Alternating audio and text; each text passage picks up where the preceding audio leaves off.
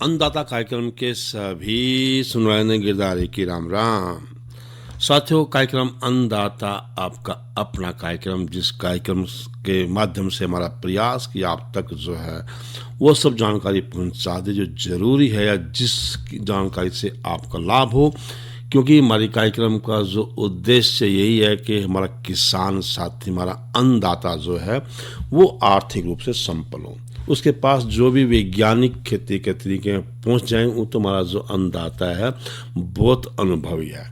फिर भी समय समय पे जो हमारे वैज्ञानिक हैं, विश्वविद्यालय हैं या जो हमारे प्रगतिशील किसान और हैं, वो सब कोई ना कोई खोज आप तक निकालें हैं। हमारा प्रयास है कि आप तक पहुंचे, या कोई सुविधाएं जो सरकार के विभाग की आप जो आपके लिए आप तक पहुंचा सकें, क्योंकि उद्देश्य बस एक ही है कि किसान अन्नदाता वह आर्थिक रूप से संपन्न हो, वो कम लागत पे अधिक उत्पादन ले सके।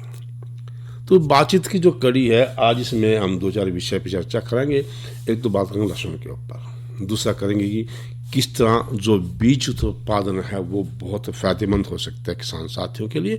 मनोरंजन तो करेंगे ही, और समय रहते हुए कुछ एक चर्चा और कर सकें कि किस तरह से हम जो है औषधीय फसलों की व्यावसायिक खेती कर सकें।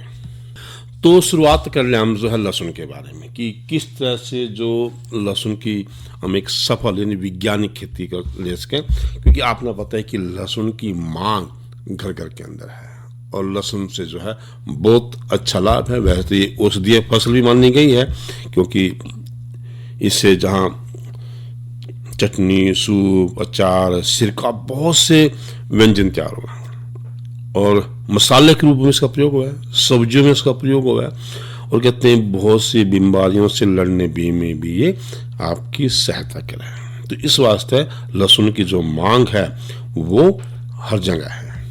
लेकिन हम देखें क्या कि अब तक जो तकनीक आई हैं, अगर हम पूरा ध्यान ना दें तो लहसुन की जो उत्पादन है 1 एकड़ में तय किलो में बहुत कम है।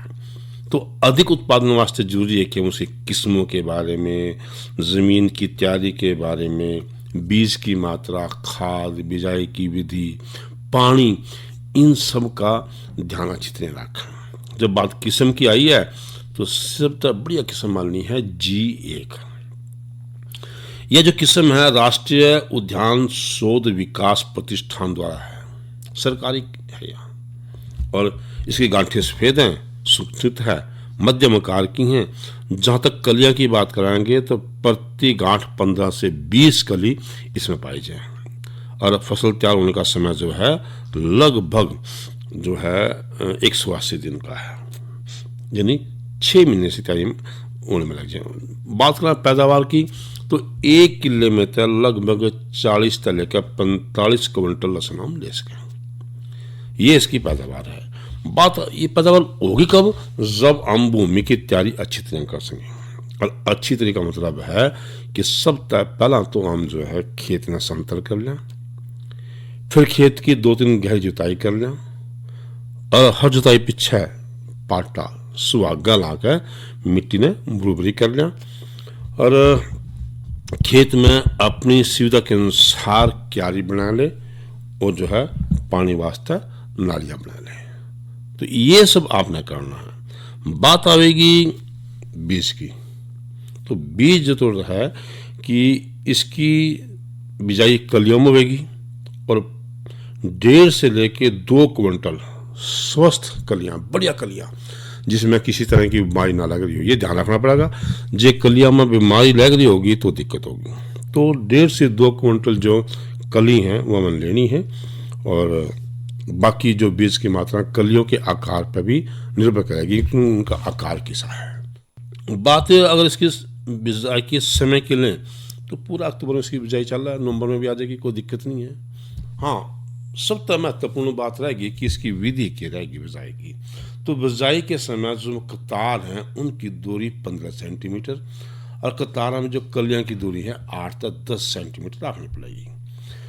बजाई जब करेंगे कि तारा में 5 से 6 सेंटीमीटर की गहराई होनी चाहिए, और एक ध्यान रखियो जब कलियां लावांगे तो उनका जो नुकुल्ला सा भाग है वो ऊपर की तरफ रखियो, और बिजाई के पीछे जो है कलियां ना माटी से ढक जाएंगे। ये आपने ध्यान रखना। फिर बात कर लें भाई पानी भी तो देना पड़ेगा, क्यों बिना पानी तो कोई फसल औंदे को नहीं। तो जो लहसुन है उथली कंदड़ी फसल है, यानी जिनका विकास जो है भूमि के ऊपरी स्तर पर होगा। तो इस वास्ते वहां जरूरत के हिसाब से नमी और पोषक तत्व अपना ले लें। जो पहले पानी मान देना है लहसुन का वो कली लाने के एकदम बाद, जिस तरह हम कलियां लावेंगे उस पीछे एकदम हम लोग पानी दे देंगे, जिससे क्या होगा जो कलियां का अंकुरण है वो अच्छी तरह हो जाएगा। जाडा में 10 से 15 दिन के फर्क पे और मार्च में आए हफ्ते पीछे हमने उसमें पानी देना है। एक ध्यान रखियो, जो फसल जब पकेगी उस समय खेत में घनी नमी नहीं होनी चाहिए। नहीं क्या होगा, जो आटका उसकी जो पत्तियां की होनी शुरू हो जाएंगी और उनका कलिया में अंकुरण हो जाएगा, जिससे क्या होगा जो लहसुन का भंडारण क्षमता वह भी कम हो जाएगी। आप कहेंगे भाई फिर खाद पानी के देना है, तो जे माने अधिक उत्पादन लेना है तो खाद की मात्रा संतुलित होनी चाहिए। पहली बात तो हम बार बार कहते आ रहे हैं कि भाई माटी की जांच करा लो। माटी की जांच से पता चल जाएगा आपने कितने खाद देनी है। फिर भी आपने औसत उपजाऊ जमीन की बात करा तो उसमें 20 टन गोबर की गड़ी सड़ी खाद। अटका एक बात फिर कह दिया कि गोबर की गड़ी सड़ी तैयार खाद होनी चाहिए, नहीं तो फिर क्या होगा, डिम्मक आ जाएगा। डिम्मक तो चिट्ठी हो जाएगी। तो आपने कच्ची खाद पाई, समझो डिम्मक तो चिट्ठी पा दी आपने। तो इस वास्ते खाद तो गड़ी सड़ी हो। फिर आपने और क्या करना है, 10 किलोग्राम नाइट्रोजन, 20 किलोग्राम फास्फोरस और 10 किलोग्राम पोटास, यूँ तो आपने रुपाई की समय माटी में मिलाना है। और बाकी जो 16 किलोग्राम नाइट्रोजन है वो बिजाई के लगभग 1 महीने पीछे देना है। नाइट्रोजन की खाद बिजाई के 60 दिन के भीतर देनी है। नहीं क्या होगा, जो कलियों का आकार छोटा और पतला रह जाएगा, जिससे नुकसान होगा। तो ये है। हाँ, खरपतवार नियंत्रण के थोड़ा ख्याल रखियो कि क्योंकि आपने पता लहसुन की जो जड़ें हैं कम गहराई तक जाएंगी, तो 2-3 बार जो उथली गुड़ाई करके आप खरपतवार निकाल सकें।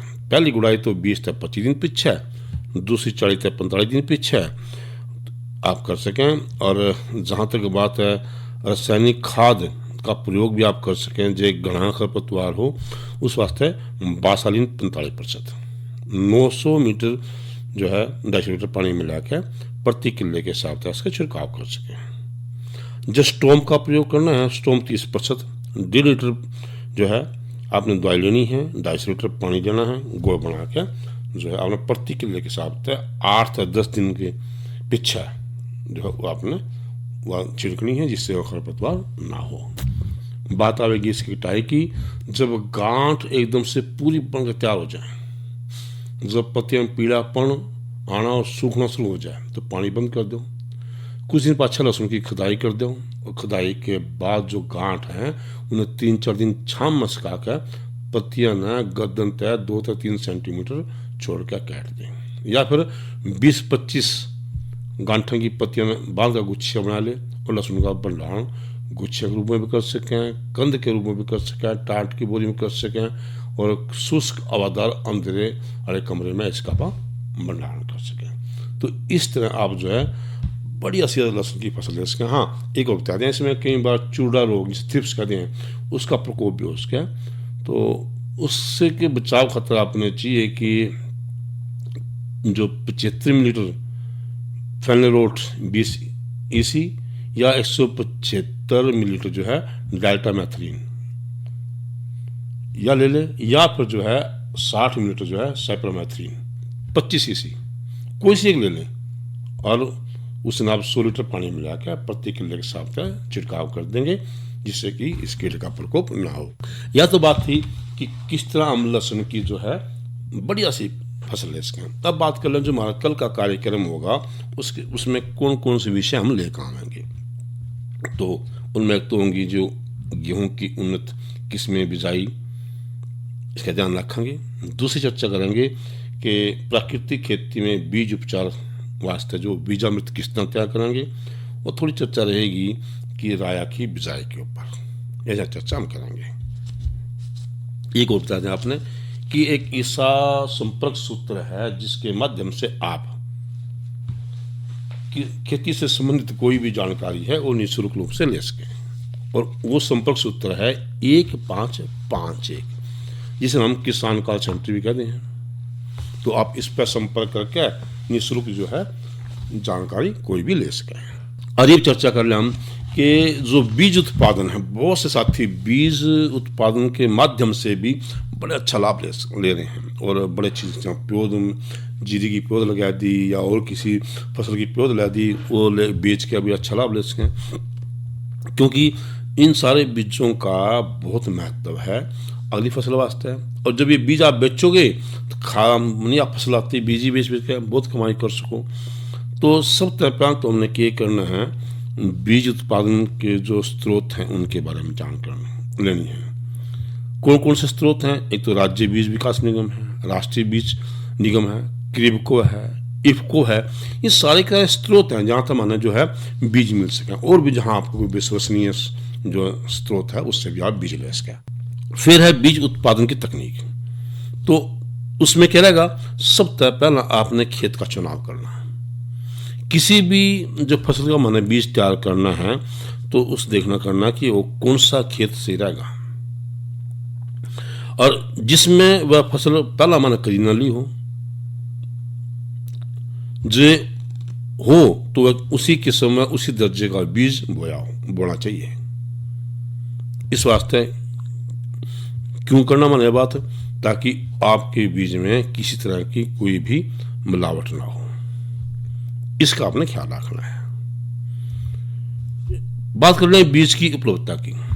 जो उत्तम किस्म के बीज तैयार करने हैं तो माना एक तो आधार बीज, प्रमाणित बीज या प्रादेशिक बीज विकास निगम, राष्ट्रीय विकास निगम, कृषि विश्वविद्यालय, कृषि अनुसंधान केंद्र, प्राकृतिक बीज विक्रेता, इनसे बीज के थैले पर लेबल, टैग, मोर ये जरूर देख लें।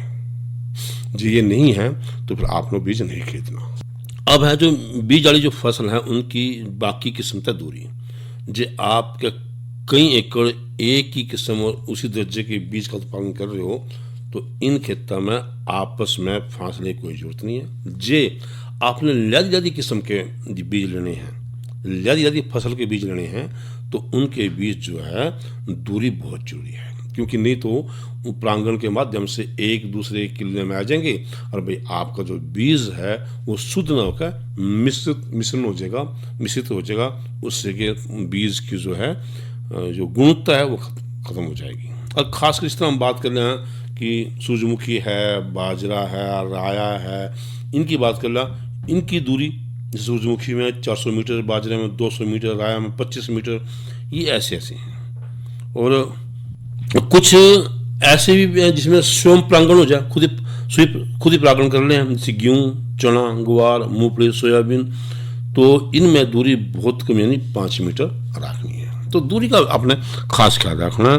और रही इनकी छटाई की, जो बीमार और कमजोर पौधे हैं उनकी छटाई माने कर देनी चाहिए। दूसरी किस्म के पौधों की छटाई फसल में बढ़वार के समय, फूल आने पर और पकने पर करनी पड़ेगी। जो से पर परागण वाली फसल है उनकी छटाई बढ़वार के समय और फूल आने तक पहला छटनी करनी जरूरी है।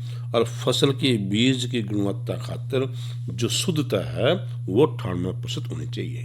बात करेंगे कटाई और निकलवाई की। जिस तरह पूरी फसल पक जाए तो वह काटनी चाहिए, थ्रेशर या कंबाइन से बीज काट लें। बीज काटते समय ध्यान रखो कि दूसरी किस्म या माटी उसमें नहीं मिली हो। जिसको दूसरी किस्म मिल जाएगी, माटी मिल जाएगी, तो इसका मतलब है आपके बीज की गुणवत्ता कम होगी और उसकी जो कीमत है वह भी बहुत कम मिलेगी। फिर बीज की सफाई, बीज में घास का बीज, कच्चा बीज, माटी ही भी उसके, तो इन सब की सफाई पंखे तय, मशीन तय, जिस तरह आप कर सकें वो जरूर करना चाहिए। पैकिंग, लेबलिंग और जांच, बीज ने साफ करके सुखाने के बाद नई बोरिया में भर ले। बीज की पूरी जानकारी लेबल पर लिख के बोरिया में गिर दे, उस पर चिपके दे और ऊपर तो बोरी बांध दे, और बीज का नमूना जो है बीज की प्रयोगशाला में बेच कर जांच करवा लें। फिर आवेगी उसके भंडारण की बात। तो बीज का भंडारण ठंडे, साफ और सूखे स्थान पर कर लें। और भंडारण में जो है बीजा ने कीड़े से बचाने का आपने जो है ध्यान रखना, यानी कीटनाशक गोलियां हैं उतनी छोड़ो जितने जरूरत है, जिससे बीज के बुझाव जो जमाव है उस पर असर न पड़े। बीज न अच्छी तरह सुखा के उसमें नमी की मात्रा लगभग 12 से 14% हो। इन सब बातों का ख्याल रखेंगे, बढ़िया बीज तैयार करके और आप काफ़ी लाभ इससे कमा सकें। अब आप कहेंगे भाई चर्चा कर रहे हैं, कोई रागनी कोई मनोरंजन तो करते नहीं, तो पहला मनोरंजन कर लिया, उस पर जो हम चर्चा करेंगे, लेकिन उससे पहले थोड़ा सा विराम।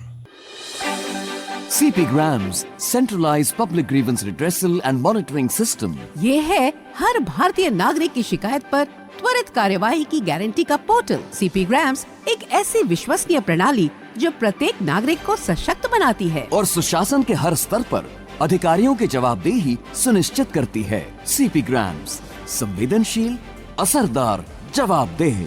आज ही लॉग इन करें CP Grams। यह संदेश यूनेस्को और आकाशवाणी के सहयोग से प्रस्तुत किया गया है। जलवायु और ऊर्जा, यह यूनेस्को का संदेश है। जलवायु परिवर्तन का सबसे बड़ा कारण है मानव द्वारा किया गया जीवाश्म ईंधन का उपयोग, जैसे कोयला, तेल और गैस। सबसे ज़्यादा प्रभाव कोयला डालता है और गैस व तेल भी बहुत ग्रीनहाउस गैसेस छोड़ते हैं। हालांकि अब विकासशील देशों का योगदान बढ़ रहा है, लेकिन अमीर देशों ने पहले कदम उठाने में देरी की है। आबादी के बढ़ने और आर्थिक विकास से ऊर्जा की मांग बढ़ती है। सौर, पवन, समुद्र, जैव और भूताप जैसे स्वच्छ ऊर्जा के बिना जलवायु लक्ष्य हासिल नहीं किए जा सकते हैं। यहाँ एक रोचक तथ्य है, कई देश 2030 तक जीवाश्म ईंधन ऊर्जा का दुगना से भी अधिक उत्पादन करने की योजना बना रहे हैं, जो पेरिस समझौते के 1.5 डिग्री सेल्सियस लक्ष्य से अधिक है।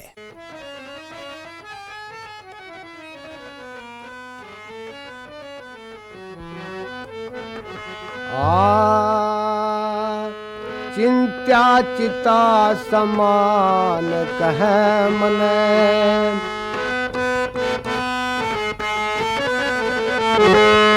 चिंत्या चिता समान कह मने, चिता से चिंता बड़ी लगे। चिंत्या फूके जन्म मरण ते, चिता फूक देना घड़ी लगे। चिंत्या चिता समान कह,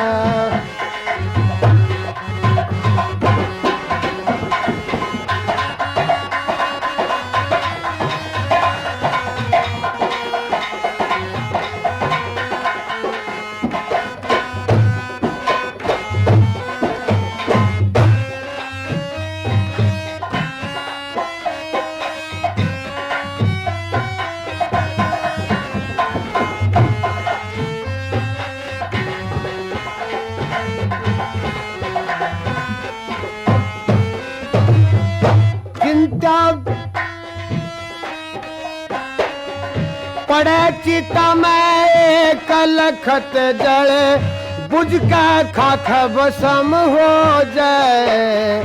मरने देना जीने दे जड़े, चिंता खड़ी खसम हो जाए। बल बुद्धि रंग रूप है ना, गिद्दड़ किसा पसम हो जाए। चिंता में कुछ लगना अच्छा, खाना टूक कसम हो जाए। चिंता बम बीमारी करे, चिंता बम बीमारी करे, ना बूटी ना जड़ी लगे। चिंता फूके जन्म मरण ते, चिता फूक देना घड़ी लगे।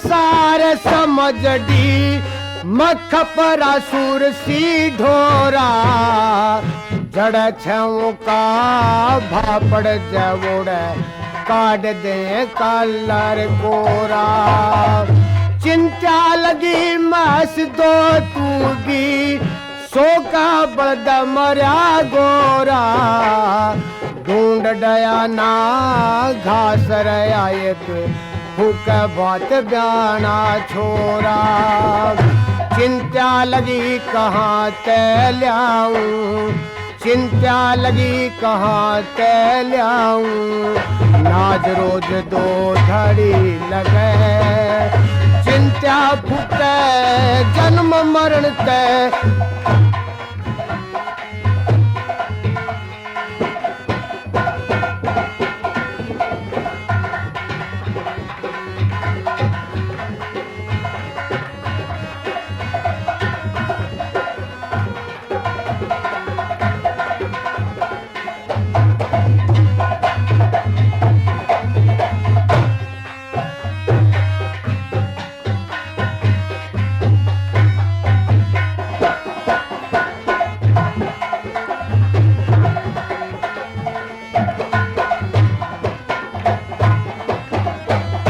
गुजर गई सो गुजर गई गुजरी का फिक्र कर ठाली गुजरेगी सो गुजरेगी क्यों पहले विरथा डर ठाली गुजर रही सो गुजर जाएगी क्यों झुरझुर मुड़ मर ठाली करनी का फल पड़ भोगना चिंता चित चर ठाली वहाँ कहाँ सुख चैन जहाँ चिंता की ड्यूटी खड़ी लगे चिंता फुके जन्म मरण ते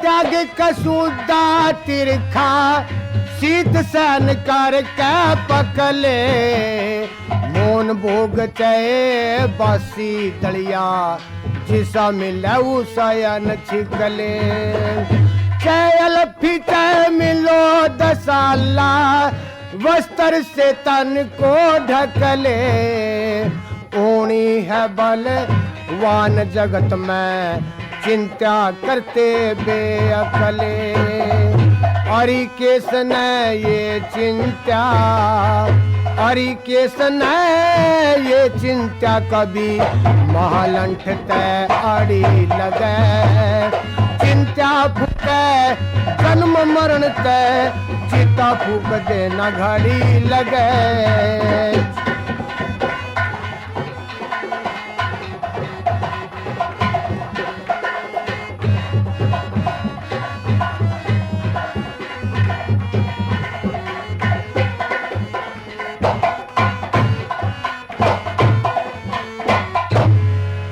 अरीब चर्चा कर लें कि जो औषधीय फसलें हैं उनकी हम व्यावसायिक खेती किस तरह कर सकें यानी व्यावसायिक खेती करने से पहला किन किन बातों का मैंने विशेष ख्याल रखा। आपने पता है कि औषधीय फसलों का हमारे जीवन में बहुत महत्व है और बहुत उनकी मांग है क्योंकि बीमार तो आप हो ही हो तो दवाई भी चाहिए आपने दवाई उन तय बनेगी और कुछ औषधीय फसल ऐसी हैं जो अब बीमार तो नहीं होते लेकिन घर में उनके हम आम खाने में प्रयोग करें और जिससे आम खाने में प्रयोग करने से आप बीमार होने बच जाओ।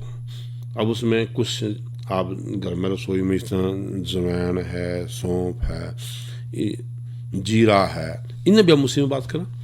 जितनी भी ये सुगंधित या तो और भी जड़ी बूटी बहुत सी हैं जिनका हम उत्पादन करके बड़ा अच्छा लाभ कमा सकें और बहुत सफल व्यवसाय के रूप में आ सकें। बात है कि हमने इनके बारे में किस किस बातों का विशेष ख्याल रखना चाहिए। सबसे पहले तो माने इनका प्रशिक्षण लेना चाहिए, क्योंकि थोड़ा सा आम फसलों का अटका यह बात हुआ ताकि किसी तरह की जो है आपसे गलती ना हो। इसका जब व्यवहारिक प्रशिक्षण हम लेंगे तो आपको 3 तो लाभ मुख्य रूप से मिलेंगे कि एक तो विशेषज्ञों से आपकी जान पहचान हो जाएगी, जब भी आप लोगों की जरूरत पड़ेगी आप उनका मार्गदर्शन ले सको। दूसरा, प्रशिक्षण में आपको ऐसे व्यक्ति मिलेंगे जो पहले से ही इन फसलों को ले रहे, तो आपको उनके अनुभव और मार्गदर्शन मिलेंगे। और ये कह ले कि आपने उन तय पर चल जाएगा किस तरह से हम इन फसलों की मार्केटिंग कर सकें, यानी खेती से लेकर और मार्केटिंग करने तक, बेचने तक किन किन बातों का हमने विशेष ख्याल रखना है। तो यानी आपने ये सब बातों की जानकारी उनसे मिलेगी। इस तरह के जितने जहां औषधि फसल हैं, सुगंधित फसल हैं, जो उनकी सफल खेती करनी है, उनसे पहले थोड़ा सा हमने क्या करना चाहिए कि समय समय पे हम पहले तो उसके फसल को उगाने का समय, पकने का समय, फलने फूलने का समय, भंडारण, पैकिंग, बाजार विपणन, इन सब की जानकारी आप पे होनी चाहिए। और फिर दूसरे जितनी भी आपकी औषधीय और सुगंधित फसलें हैं उनकी पौधों की व्यवसायिक जानकारी आपको, जितने भी साहित्य हैं, चाहे कोई पत्रिका हो, चलचित्र हो, दूरदर्शन हो, आकाशवाणी हो, किताब हो, उन सब से आपको इनकी जानकारी एक बार जरूर लेनी चाहिए इस खेती में आने से पहले। फिर आपको जितने भी फसल हैं उनमें इस बात का ख्याल रखना है कि आपको रासायनिक खाद दवाई का प्रयोग करने के बजाय आपको जैविक खाद का प्रयोग करना चाहिए, क्योंकि आप पहले ही जो है औषधीय फसल उगा रहे हो, तो वो जरूरी है कि वहाँ उनका प्रयोग करें। और आपको जो है ये भी ख्याल रखना है कि इन खरपतवार नियंत्रण वो भी आपको जो है प्राकृतिक जो तरीके हैं, नीम है, जो तूरा है, गौमूत्र है, इनके प्रयोग से नियंत्रण करनी है। इनकी मार्केटिंग जब आप खेती करने का विचार बना लो तो इसके कहाँ इसका बाजार होगा, कहाँ बेच सकेंगे, किन बातों का ख्याल रखना है, इन सब बातों का आप पता करके ख्याल रख के एक अच्छी बढ़िया जो है औषधीय फसलों की खेती करके अच्छा लाभ ले सके। इसके अलावा आज का अन्नदाता कार्यक्रम समाप्त हुआ। कार्यक्रम के सभी सुनवाने गिरदारी की राम राम।